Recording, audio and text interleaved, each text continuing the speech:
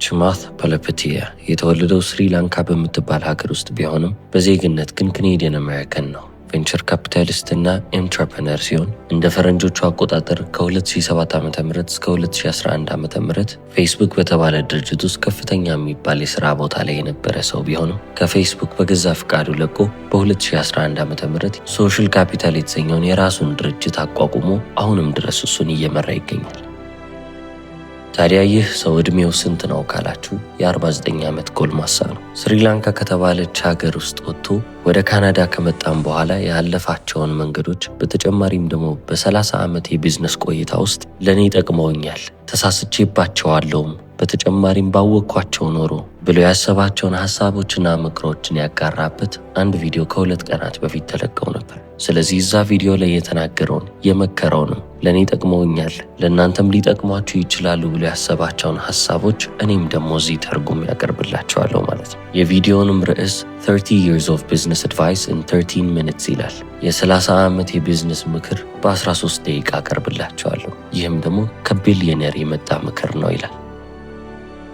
የችማትን ሀብት ለመመልከት ብትሞክሩ ብዙ መረጃዎች $1.25 ቢሊዮን የግል ሀብት አለው ይሏቸዋል። ታዲያ ችማት ቪዲዮ ላይ ሲናገር በመጀመሪያ የሚያነሳው ሐሳብ ምንም ያህል ርቀት ብትሄዱ መቆም የሚባለውን ነገር ከአይምሯችሁ ውስጥ ልታወጡ ይገባል ይላል። ምናልባትም እኔ እዚህ ጋር የምነግራችሁ ነገር ትንሽ ወጣ ያለ ምክር ሊመስላችሁ ይችላል። ነገር ግን ሕይወታችሁን ቅርጽ ስታስይዙ በግቦች ላይ ብቻ ልታደርጉ አይገባም። አንዴ ግባችሁን ካሳካችሁ በኋላ በቃኝ ከዚህ በኋላ አልሄድም ብላችሁ ልታስቡ ትችላላችሁ። ያ ደግሞ መጥፎ ነው። ችግሩ ምንም ያህል ትልቅ የሚባል ግብ ወይንም ደግሞ ኦብጀክቲቭ ቢኖራችሁም ያንን ግብ ለማግኘት በጣም ብዙ ጊዜ ይፈጅባችሁ ይሆናል እንጂ ግቡን ማግኘታችሁ አይቀርም። የዛኔም I've made it ብላችሁ ታስባላችሁ። በቃኝ ይኸው አለፈልኝ እኮ ስትሉ የዛኔ ነው እንግዲህ ውድቀታችሁ የሚጀምረው። እዚች ምድር ላይ ምንም አይነት ግብ በቃኝ ከዚህ በኋላ አልሰራም ልቁም የሚያስብል ነው ብዬ አላስብም።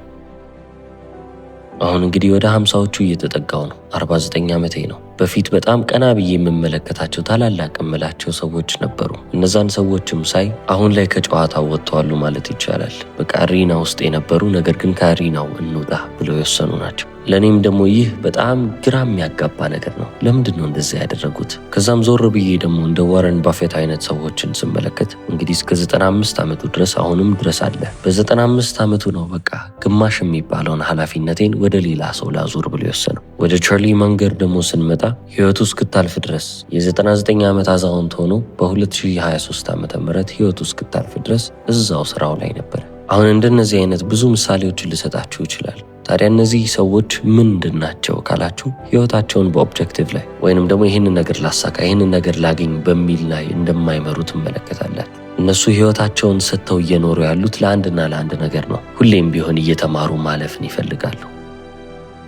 መማር ደግሞ ምንን ይጠይቃል ካላችሁ ሪስክ መውሰድን ይጠይቃል። ዙሪያቸውን ብትመለከቱ አካባቢያቸው ላይ ያሉ ሰዎች በጣም ኢንትረስቲንግ የሚባሉ ነገሮችን የሚያውቁ ሰዎች ናቸው። በ90 ምናምን ዕድሜያቸው እንኳን በጣም ቫይብረንት ሆነው በጣም ሻርፕ ሆነው እንዲሰሩ ያደረጋቸው ነገር እሱ ነው። አብዛኛው ሰው ጡረታ ከወጣ በኋላ ቶሎ ብሎ እያረጀ ይሄዳል። እኔም አሁን ዕድሜ እየጨመረ በመጣ ቁጥር በጣም አስፈላጊውና ዋናው ነገር እሱ ነው ብዬ አስብኩ። ምናልባትም ልጅ በነበርኩበት ወጣት በነበርኩበት ጊዜ የሆነ ሰው እኔ ጋር መጥቶ ይህንን አሁን የተረዳሁትን ነገር ቢያስረዳኝና እኔም በዛ ጊዜ ብረዳው ኖሮ የተሻሉ የሚባሉ ውሳኔዎችን ገና በልጅነት ይወስን ነበር። አሁን በሕይወቴ ከወሰድኳቸውም ሪስኮች ወይንም ደግሞ ከወሰድኳቸውም ትንሽ አደገኛ ናቸው ከሚባሉ ውሳኔዎችም የተሻለ ተጨማሪም ሪስኮችን ወስድ ነበር። እንደ በፊቱ አመለካከቴ ለገንዘብ የምለውን ነገር ተወውና የተሻለ ዕውቀትን የማገኝበትን ነገር የማያዋጣኝም ቢሆን እየወሰድኩት እየተማርኩበት አልፈው ነበር። ስለዚህ ሕይወታችሁን በኦብጀክቲቭ ላይ ወይንም ደግሞ በግቦች ላይ ሳታደርጉ በቃ እዚህ ጋር ከደረስኩ አቆማለሁ ሳትሉ በፕሮሰስ ውስጥ ኑሩ እያልኳችሁ ነው። ፕሮሰስ ደግሞ መቼም ቢሆን አያልቅም። ሁሌም ቢሆን እየተሻሻለ ሁሌም ቢሆን እየቀጠለ የሚያልፍ ነገር ነው። ስለዚህ በፕሮሰስ ውስጥ ማለፍ የምትፈልጉ ከሆነም ደግሞ የራሳችሁ የሆነ ቀይ መስመርን ልታሰምሩ ይገባል ማለት ነው። በዚህ ፕሮሰስ ውስጥ እንዳታልፉ የሚያግቷችሁን ነገሮች ከሕይወታችሁ ልታስወጡ ይገባል። ምሳሌ ስጠን ካላችሁኝ የመጀመሪያው ዕዳ ነው። በፍጹም ዕዳ ውስጥ ልትዘፈቁ አይገባም።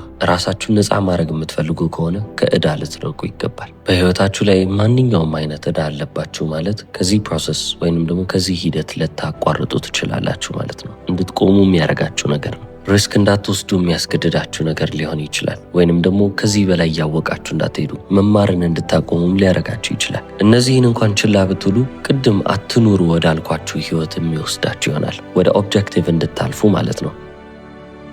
አሁን ወደ ኦብጀክቲቭ መመራት ማለት ምን ማለት ነው? ህይወታችሁን በፕሮሰስ በሂደት ውስጥ አስቀጥሉ እያልኩ እየነገርኳችሁ ትልቅ የሚባል ዕዳ ካለባችሁ ይህንን ፕሮሰስ ይህንን ዕድሜ ዘመኔን እያወቅኩ እየተሻሻልኩ መጣለሁ የሚለውን አስተሳሰብና አመለካከት ትታችሁ ዕዳዬን እንዴት ልሸፍን፣ ይህን ያህል ገንዘብ በዚህ ጊዜ ውስጥ መስራት አለብኝ፣ ይህን ያህሉን በዚህ ዓመት ብከፍል ቀጣይ ዓመት ደግሞ ይህን ያህሉን እሸፍናለሁ፣ ከዛ ብድር የሚጠናቀቃል የሚል አመለካከት ይኖራቸዋል። ይህ ደግሞ የህይወት ዋናውን ግባችሁን ለወጠባችሁ ማለት ነው። ከመማር ከማደግ ከመለወጥ ከመሻሻል ወጥታችሁ ይህን ያህል ገንዘብ ልስራ ወደሚል ህይወት ትመጣላችሁ። ምንም እንኳን ስለ ገንዘብ ብላችሁ የምትሰሩት ለ1 ወይንም ለ2 ዓመት ብቻ ቢሆንም እንኳን እነዚህ ለአጭር ጊዜ የሚቆዩ ውሳኔዎች ህይወታችሁን በትልቁ እየለወጡባችሁ ይመጣሉ። ኮንሴኩዌንሱ ወይንም ደግሞ መዘዙ ትልቅ ነው። ምናልባትም ለ2 ዓመት ለ3 ዓመት ገንዘብ ላይ ብቻ ተኩሬ ልስራ ብላችሁ ታስቡ ይሆናል እንጂ ለ20ና ለ30 ዓመት ለ40 ዓመት ያቺ የወሰዳችኋት ዲሲዥን አሁንም ድረስ ኢምፓክት እያረገቻችሁ ተጽዕኖ እያሳደረችባችሁ ትመጣለች።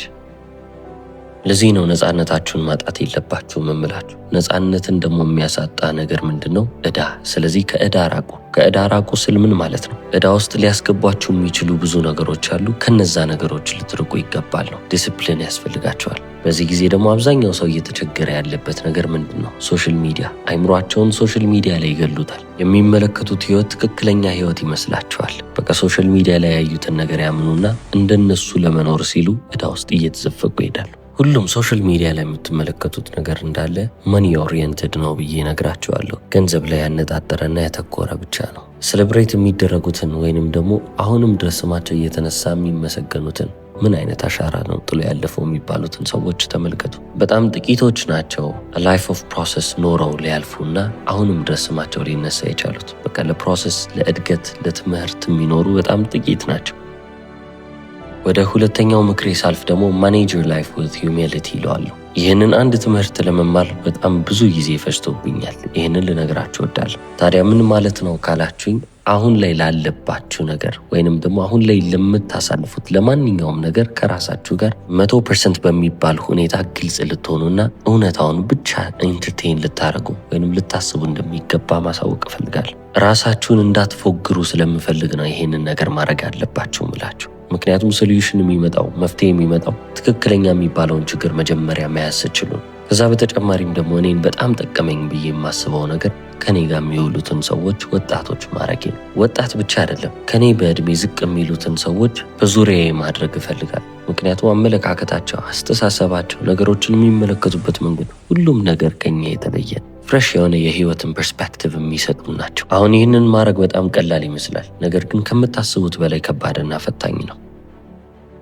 ለምን ብላችሁ ከጠየቃችሁ በህይወቴ በጣም ብዙ ነገሮችን ከመማሬና ከማወቅ የተነሳ በማንም ሰው አንተ ተሳስተሃል መባልን ውስጤ አይፈልገውም። በቃ እምቢ እያልኩ ነው። ነገር ግን እንደዛም ቢሆን ምን ያህል የነሱ ትምህርት እንደሚያስፈልገኝ እያየሁት ነው። እንደውም ለእኔ የሰራው ከኔ በእድሜ ከሚያንሱ ሰዎች ጋር በማሳልፈው ጊዜ የእነሱን አዲስ ትምህርት እየወሰድኩ ለአእምሮ የመመልከት ነው። እኔ ለካ እስካሁን ስታክ አድርጌያለሁ፣ አንድ ቦታ ደርቄ ቆሜያለሁ እንድል የሚያደርገኝን ነገር ነው የሚያስተምሩኝ። እኔ እስከ ዛሬ ድረስ በህይወት የተማርኳቸው ነገሮች አሉ። እነሱ ነገሮች እንዳለ ኢሬሌቨንት ይሆናሉ ወይንም የማይጠቅሙ የማይረቡ ይሆናሉ እያልኩ አይደለም። ነገር ግን ዲኬ ማድረጋቸው አይቀርም፣ መጥፋታቸው አይቀርም ማለት ነው። ነገሮች በዚህ መንገድ መስራት አለባቸው ብዬ ያሰብኳቸው ነገሮች ኮምፕሊትሊ ኦፖዚት በሚባል ደረጃ በተቃራኒው በኩል እየሰሩ እመለከታለሁ። ስለዚህ እነዚህ በጣም ወጣት የሚባሉ ሰዎች ለእኔ እያደረግኩም ላለሁት ነገር ወደፊት ምን እንደሚፈጠር እምገምትባቸው ወይንም ደግሞ እንደ ማስጠንቀቂያ የማይባቸው ሰዎች ናቸው። ሌላ የመማሪያ መንገድ ነው ብላችሁ ልትይዙ ትችላላችሁ። አሁን በጣም አስፈላጊ ብዬ የማስበውን ሀሳብ ላነሳላችሁ ነው። ሱፐርፊሻል ኦብጀክቲቮቻችሁን ባንዴ ልጥሉ ይገባል። እኔም በዚህ ህይወት ውስጥ ኖሬው ስለማቅ ነው ከሆነ ቦታ ወደ አንድ ቦታ ከፍ እያልኩ በቃ መሄድ፣ ስታተሴን መጨመር። መጀመሪያ ዳይሬክተር ነበርኩ፣ ከዛ ወደ ቫይስ ፕሬዚደንት አለፍኩ፣ ከዛ ወደ ሲኒየር ቫይስ ፕሬዚደንት አለፍኩ፣ ከዛ ወደ ቬንቸር ፈርም አለፍኩና እዛም ደግሞ ፕሪንሲፕል ሆንኩ። ከዛም አልፌ ደግሞ ወደ ጄኔራል ፓርትነር አለፍኩ። እንዲህም እያልኩ ደግሞ ፌስቡክ ውስጥ ገባሁ። በማኔጅመንት ቲም ውስጥም ነበርኩ። እዛ ውስጥም ያለኝን የአክሲዮን መጠንም መጨመር አማረኝ። እንደዚህ እያልኩ በቃ በማይረቡ ሀሳቦች፣ በማይረቡ ግቦች አይምሮዬን ሞልቼ ነበር። እነዚህን ዳም ኦብጀክቲቭ ዘላቸዋለሁ፣ የማይጠቅሙኝ ነገሮች ነበሩ። ከኔ 100% የሚሆነው ቨርዥኔ ወይንም ደግሞ እምቅ ከሚባለው 100%ን ከምጠቀምበት ማንነቴ እያራቀኝ የመጣ ግብና ሐሳብ ነበር። ትልቁን ማንነቴን ለማሳየት በጣም ትንሽ የሚባለውን የተከፋፈለውን ማንነቴን እንዳሳይ ብቻ ነበር ያደረገኝ። አሁን ላይ ወደ ኋላ መለስ ብዬ ሳስበውም ስኬታማ የሚባል ህይወት እንደዚህ የሚገነባ አይደለም።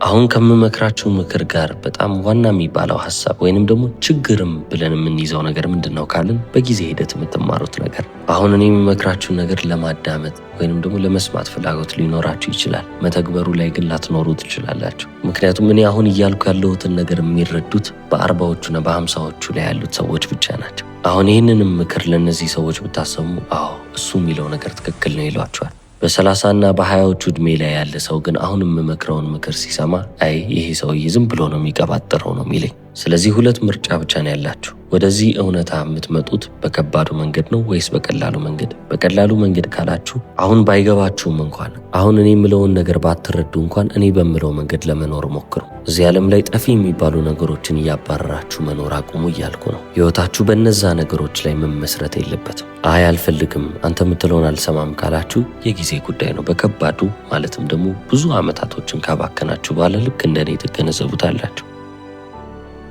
ስለዚህ አሁን ይህንን ምክሬን እንዴት ነው ወደ ተግባር ልትለውጡ የምችሉት? በምንም አይነት ድርድር ውስጥም ሆነ በምንም አይነት ስራ ውስጥ ሁለታችሁም ልትጠቀሙ እንደምትችሉና ሁለታችሁም መጠቀም እንዳለባችሁ ማሰብ አለባችሁ። ሁለታችሁም ከዛ ነገር ስትጠቀሙ ህይወታችሁ የተሻለ እየሆነ ይመጣል። ከሰዎች ጋር የተሻለ የሚባል ግንኙነት ይኖራችኋል። የሰዎችን ኢጎ አትጎዱም። በተጨማሪም ደግሞ ስሜታቸውንም አትነኩም። ስለዚህ ለእኔ እንደዚህ ማሰቤ የተሻለ አድማጭ እንደሆን፣ በተጨማሪም ደግሞ አስፈላጊ ሲሆን ብቻ መናገር እንዳለብኝ ማውራት እንዳለብኝ እያወቅኩ እመጣለሁ። ሁለተኛው ሐሳቤ ምናልባትም ትንሽ ፊሎሶፊካል ሊሆን ወይንም ደግሞ ፍልስፍና ሊመስል ይችላል። እኛ እየኖርን ያለነው ሲሙሌሽን ውስጥ ከሆነ እቺ ዓለም ትልቅ የምትባል ጃይንት ፕሌይግራውንድ ከሆነች መጫወቻ ከሆነችና እኛም ይህንን ጨዋታ እየተጫወትን ከሆነ እነዚህን ሚስጥራቶች የምታውቁባቸው መንገዶች ናቸው ብዬ አስባለሁ። እስከዛሬ ልብ ብዬ አስተውዬ የማላያቸው ነገሮች አሁን እያረጀው ከመጣው በኋላ 50ዎቹን ልቀላቀል በማስብበት ሰዓት ላይ አይምሮዬ ላይ እነዚህ ፍጹም ያላሰብኳቸው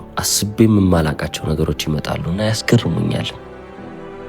በልጅነቴ ወይንም በወጣትነት ጊዜ እነዚህ አይነት ሐሳቦች አልመጡልኝም። ቢመጡልኝም ኢግኖር ማረጋቸው ሐሳቦች ነበሩ። እናንተም አሁን ምናልባት ወጣት ከሆናችሁ አሁን የምለውን ነገር ላትረዱኝ ትችላላችሁ። እነዛንም ሐሳቦች ችላ ትለው ይሆናል። ትንሽ እየቆያችሁ እድሜም እየጨመራችሁ በመጣችሁ ቁጥር ደግሞ እያወቃችሁ ትመጣላችሁ። የህይወትን ምክር እየመከርኩ ነው። ምናልባትም እኔ በእድሜ የተማርኳቸውን ነገሮች ብዬ የማስባቸውን እየነገርኳችሁ ነው። ስለዚህ ትዳርንም ማስገባት አለብኝ። ስለ ትዳር ስለ ሪሌሽንሽፕ ካወራን አይቀር ግዴታ ብዬ የማሰምርበት ነገር ህይወታችሁ ውስጥ ልታስገቡት የሚገባው ሰው ወይንም ደግሞ የምታገቡት ሰው 100% እናንተን የሚደግፋችሁ ሰው መሆን አለበት። እዚህ ላይ ምንም አይነት ድርድር አያስፈልግም። ይህንንም ደግሞ እንዴት አገኛለሁ ካላችሁ ሙሉ ለሙሉ 100% ኦነስት በመሆን ወይንም ደግሞ ሐቀኛ በመሆን ነው። ይህ ለአብዛኛው ሰው በጣም ከባድ የሚባል ነገር ነው። እኔም በህይወት የተቸገርኩበት ነገር ነው። ምክንያቱም ብዙ ነገር ላጋራ እችላለሁ፣ ነገር ግን ማላጋራቸው ብዬ ያስኳቸውም ነገሮች አሉ። የራሴን ቤተሰብ ከመሰረትኩ በኋላ ነው እንግዲህ እነዚህን ትምህርቶች እያወቅኩ የመጣሁት። እነዚህን በጊዜ የማትማሩ ከሆነ ሊረፍድ ይችላል እንጂ ትምህርቱን ሳትማሩ አታልፉም። በኋላ መጥቶ የሚነክሳችሁ ትምህርት ይሆናል። እኔ ይህንን ለምንድን ነው ልነግራችሁ የቻልኩት? እንዴትስ እርግጠኛ ልሆን ቻልኩ? ምክንያቱም የራሴ ፋሚሊ የራሴ ቤተሰብ ሲፈርስ ስላየሁት። ትዳሬ ፈርሶብኛል። ታዲያ ያ ትዳሬ የፈረሰው ለምንድን ነው ብዬ ህይወቴን ስቃኘው አንፊልተርድ የሆነ በተጨማሪም ደግሞ ሮ የሆነ ኦነስቲ ስለጎደለው ነው። እኔ አይምሮዬ ህሊና የሚያውቀውን ነገር ሙሉ ለሙሉ ምንም ነገር ሳልቆጥብ እሷ ማወቅ አለባት። እሷም ልክ እንደዛው ህሊናዋ የሚያውቀውን አይምሮዋ ሊክደው የማይችለውን እያንዳንዱን ነገር ለእኔ መንገር አለባት። ነገሮች በጣም አሪፍ ሲሆኑ አንድ ላይ ሴሌብሬት እናደርጋለን፣ እናከብረዋለን። ነገሮች ግን ጥሩ ባልሆኑ ሰዓት ሁለታችንም የየራሳችንን እውነት እናውቃለን። በተጨማሪ ምንም በመሃላችን የተደበቀ ነገር የለምና ያንን ሁሉ መረጃ ይዘን የቱ ጋር ነው ጥፋቱ ያለው ወይንም ደግሞ ችግሩ የተነሳው የቱ ጋር ነው ብለን ያቺን ችግር መርጠን ልናስወግድ እንችላለን። እናም በመጀመሪያው ትዳሬ ያላሳካሁት ነገር ይሄ ነበር። ለዛም ነው ትዳሬ የፈረሰው። ሁለተኛው ትዳርህስ ካላችሁኝ አሁን ያልኳችሁን ነገር አስወግጄ አሁን እየመከርኳችሁ ያለሁትን ነገር በራሴ ህይወት ላይ ተግብሬ በረከት የሞላበትን ህይወት እየኖርኩ ነው እላቸዋለሁ። ካናዲያን አሜሪካን ቬንቸር ካፒታሊስት እና ኢንተርፕረነር ቸማት ፓልሃፒቲያ። እስከ መጨረሻው ስለተከታተላችሁኝ አመሰግናለሁ። ቻው።